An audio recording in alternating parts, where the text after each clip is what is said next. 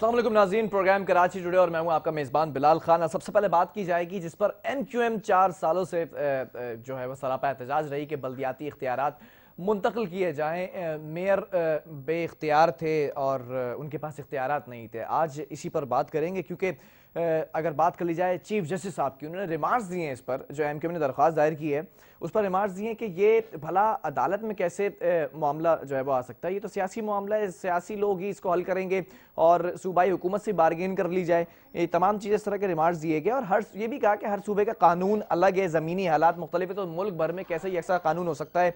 इख्तियारात देने का फैसला तो सूबाई हुकूमतों ने ही करना है। चीफ जस्टिस साहब ने कहा अब MQM कहाँ पर स्टैंड करती है, अगले बल्दियाती इलेक्शन आने वाले हैं और फिर उस इलेक्शंस के अंदर इख्तियारात क्या मेयर के पास होंगे या फिर से मेयर बे इख्तियार नजर आएंगे। इसी पर बात करेंगे। MQM की जानिब से सीनियर रहनुमा है महफूज यार खान साहब, हमें ऑन कॉल ज्वाइन कर चुके हैं। महफूज यार खान साहब, बहुत शुक्रिया ज्वाइन करने के लिए। जानना यह चाहूंगा कि कराची और बल्दियाती इख्तियारात, सुप्रीम कोर्ट ने फैसला महफूज कर लिया, कैसा देख रहे हैं इस फैसले को?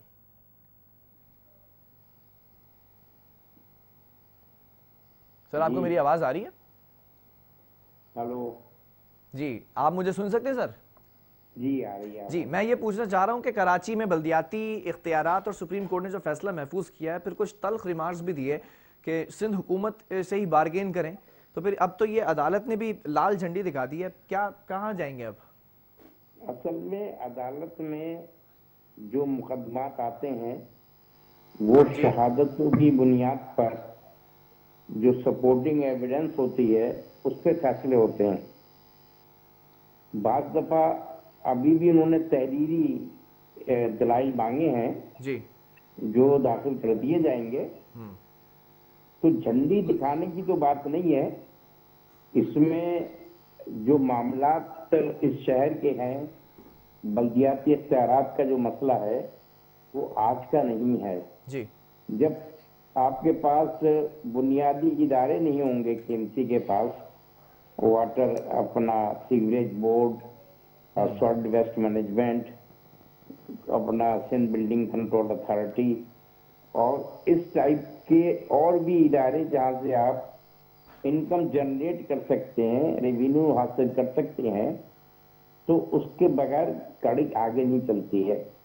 देखिए, अदालत आलिया और अदालत उज़्मा हमारे लिए बहुत ही काबिल तहसीन है और उनके जो जुमले हैं वो बाज़ दफा हार्श लगते हैं, लेकिन वो भी तो अपने सामने बैठकर जो चीजें देख रहे हैं जी, उस पे कहीं ना कहीं तो गुस्सा निकलेगा।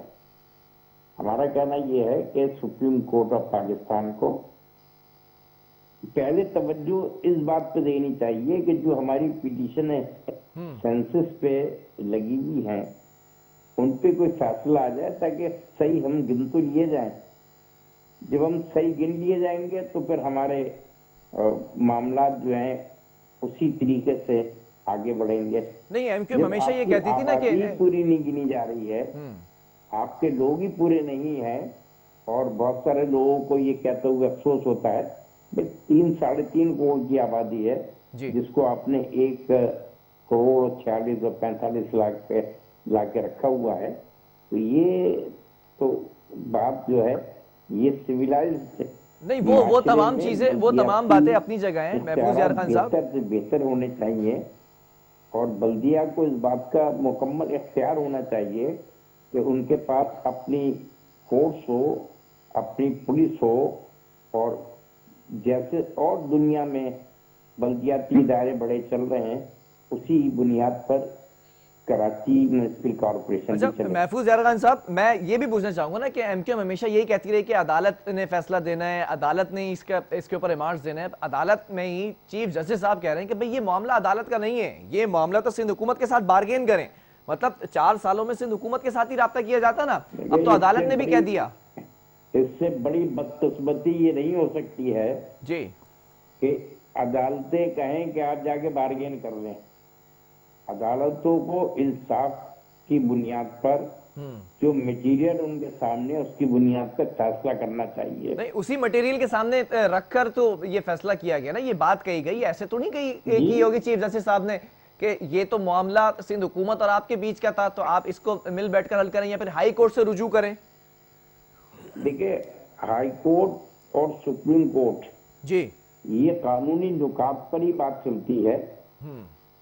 और हाई कोर्ट को इसलिए उन्होंने रुजू करने को कहा है ताकि सूबाई जुरिस्डिक्शन में ये फैसला हो जाए और सूबाई हमारी अदालत आलिया जो है वो इस पे अगर कोई ऑर्डर पास करेगी तो इम्प्लीमेंट कराने में इनको आसानी होगी, क्योंकि बल्दियाती इदारे और हुकूमत सिंध सूबे के अंदर आकर ज्यादा बेहतर काम कर सकती है। अच्छा, ये मैं नहीं कह रहा, अदालत कह रही है। अदालत ने यह भी सवाल उठाया कि एमक्यूएम की कारकर्दगी की जो बुनियाद पर इख्तियारात मांग रहे हैं वो हक बजानिब है भी कि नहीं, क्या कहेंगे इस पर?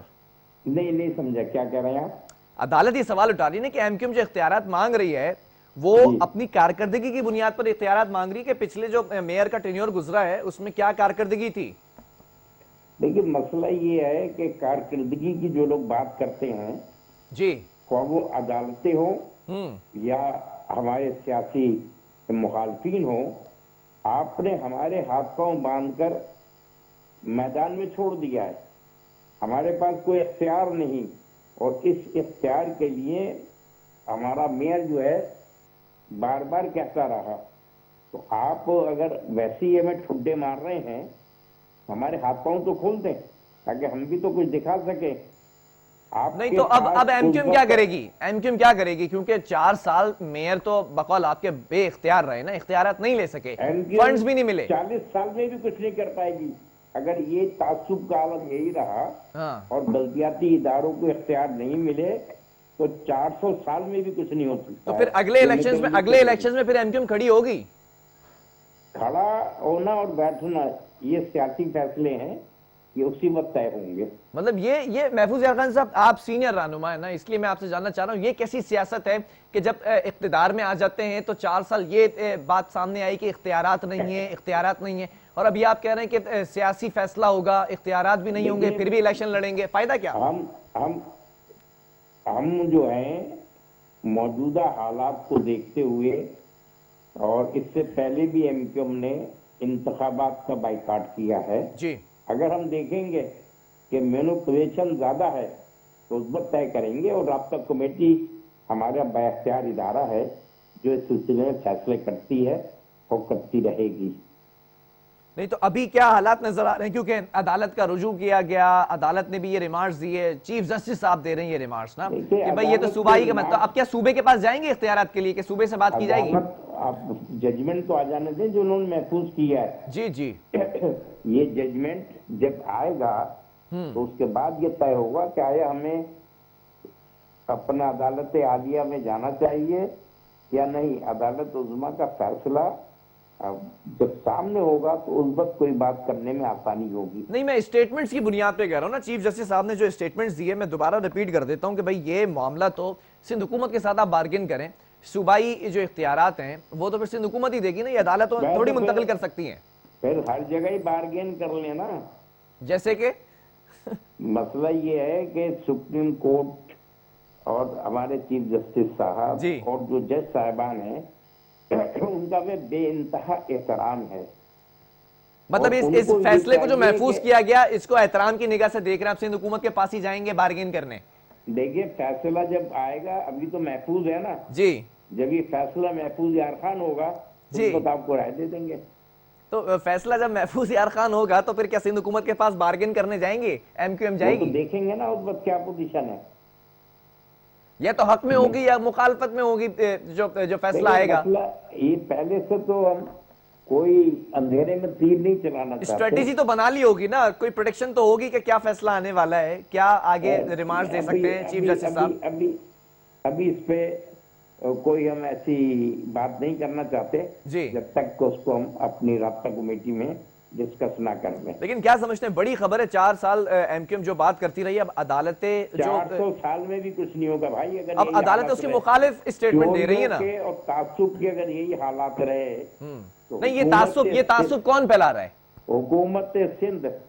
हुकूमत सिंध थोड़ी गई है, आप अदालत में गए ना, अदालत ने रिमार्क्स दिए, तो तासुब किसका हुआ? तो मुख्तार है, कोई भी रिमार्क्स दे दे जी। अदालत को ये चाहिए ये भी तो रिमार्क्स दे कि ग्रेड 1 से 15 तक की नौकरियां हर उस डिस्ट्रिक्ट में दी जाए।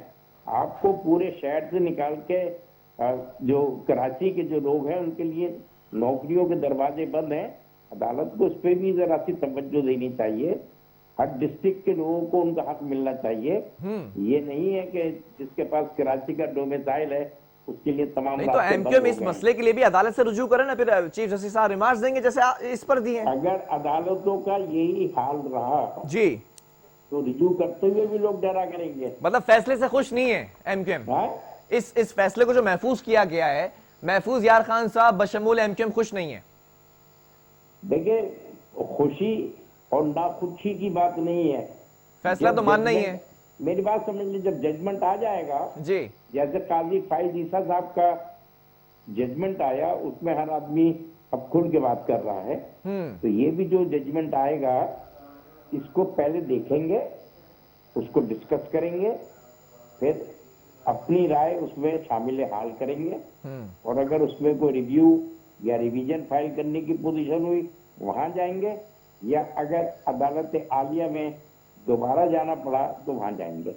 नहीं तो लग क्या रहा है कमरे अदालत में किस तरह का माहौल है? मुखालफत में जा रहे हैं सारे स्टेटमेंट्स या कुछ हक में भी आए? अदालत का जो माहौल है हाँ, वो जज साहब की जो है उस्बत के मामला पे होता है। ये तो नहीं होता है ना कि कहीं कोई शादियाने बज रहे हों। जज साहबान अपने फैसले उनके बोलते हैं। जैसे काजी फाइज ईसा का जो फैसला आया है ये पूरी जुडिशरी के लिए और तमाम लोगों के लिए एक मशअल राह साबित होगा। लेकिन इस फैसले के अंदर ये जो फैसला महफूज किया गया है, तो आपके जो है वो बतौर एमक्यूएम रहनुमा क्या समझते हैं कि एमक्यूएम के आर्गुमेंट्स क्या इतने वीक हैं कि अदालत को कायल नहीं कर पा रहे? नहीं, मुझे नहीं पता आज अदालत में क्या दलाइल दिए गए हैं जी, क्योंकि मैं तो यहाँ कराची में हूँ और मेरी अभी किसी ऐसे बंदे से बात नहीं हुई है जो कमरे अदालत में मौजूद हो। अगर हमारे दलाइल वीक होते तो ये पहले ही नॉकआउट हो चुके होते, फिर इतनी नौबत नहीं आती। हमारा बड़ा स्ट्रॉन्ग केस है। मतलब अगर चीफ जस्टिस साहब इस तरह के तल्ख रिमार्क्स दे रहे हैं तो फिर मैं ये समझ लूं कि एमक्यूएम भी ये समझती है कि दलाइल इतने ठोस नहीं है कि कायल कर सकें, या मेयर के पास जो इख्तियार थे वो काफी थे। देखिए, दलाइल जो है ना वो चीखने से जो सब्सटेंस हमने दिया है। नहीं, आप तो कहते थे ना 4 साल के केस बड़ा स्ट्रांग है, अदालत ने अब जो है वो इसका फैसला करना है। अब अदालत के रिमार्क्स बड़े तल्ख हैं, आपके मुखालिफ नजर आ रहे हैं, तो क्या केस हारते नजर आ रहे हैं? इससे पहले भी बड़े बड़े तल्ख आए हैं जी। अदालतों ने मुख्तलिफ सियासी जमातों को क्या नहीं कहा है, किस तरीके से माफियाज का तस्करा किया है, लेकिन वो वक्ती बात होती है, खत्म हो जाती है, उस पर अदालतें कायम नहीं रहती हैं। इसलिए कि वक्ती तौर पर कोई चीज आ गई, उस पर उनकी राय आ गई। चले, हमें अदालत उज़्मा का, अदालत आलिया का बेइंतहा एहतराम है और मैं तो खुद कानून का एक तालिब इल्म हूँ। मैं तो मतलब मैं ये समझ लूं कि मुस्तकबिल के अंदर सिंध हुकूमत से बार्गेनिंग हो सकती है अगर फैसला इस तरह आ जाता है, फैसला अगर महफूज कर रहे हैं और फैसले में ये आ जाए कि भाई बार्गेनिंग सिंध हुकूमत से करनी है। बार्गेनिंग, मेरी बात समझ लीजिए, बार्गेनिंग वहां पर होती है जहां पर पंजे दोनों के बराबर के हों। जब आपने सिंध से हर चीज हमसे छीन ली, म्युनिसिपल कॉर्पोरेशन से, तो काहे की बार्गेन करेंगे हम? नहीं तो यही तो मकसद है कि कुछ डिपार्टमेंट्स आप ले सकते हैं बार्गेनिंग के जरिए, ऐसा होने जा रहा है। फिर अरे कोई जरूरत नहीं है, कोई खैराती बल्दियात थोड़ी चलानी है। ये 4 साल में ये मतलब फिर मैं ये समझ लूं आपके इस स्टेटमेंट से कि अगले बल्दियाती इलेक्शन में फिर बायकॉट करने जा रही है एमक्यूएम, क्योंकि इख्तियारात जब मुंतकिल नहीं होंगे तो फायदा क्या? अरे भाई, बायकॉट क्यों करेंगे? जीत के दिखाएंगे दोबारा। अब वो लोग जो इस वक्त और जीत कर जैसे 4 साल गुजारे वैसे ही गुजारे जाएंगे फिर 4 साल बेइख्तियार मेयर के साथ। आने वाला वक्त बताएगा कैसे गुजारे। चले, बहुत शुक्रिया। महफूज यार खान साहब हमारे साथ मौजूद थे। जीत कर दिखाएंगे बल्दियाती इलेक्शंस में, लेकिन जीत कर क्या पिछले 4 साल दोबारा से याद दिलाए जा रहे हैं? अब क्लाइमेक्स दिखाना है। अभी सिर्फ ट्रेलर दिखाया था कि 4 सालों में बेइख्तियार मेयर कुछ नहीं कर सके। मेयर 4 साल सिर्फ ये कहते रहे कि मैं बेइख्तियार हूँ, मेरे पास इख्तियारात नहीं है, फंड्स नहीं है, जबकि सिंध हुकूमत कहती रही कि हमने फंड्स भरपूर दिए हैं, इन्हें OZT की मद में दिए हैं या डेवलपमेंट फंड्स दिए हैं। और ऑन एयर बैठकर वसीम अख्तर साहब ने ये बातें बताई भी हैं कि कितने फंड्स मिले थे, कितना खसारा था। अब चीफ जस्टिस साहब के जो रिमार्क्स है वो ऑन बोर्ड आ चुके हैं कि ये जो मामला है ये सिंध हुकूमत के साथ आप बार्गेन करें, ये अदालती मामला नहीं है, हाई कोर्ट से रुजू किया जाए। इस पर फैसला महफूज किया गया, फैसला जो आएगा वो आपके सामने रखा जाएगा। इसी पर दूसरी सियासी जमात की भी राय लेंगे वक्फे के बाद।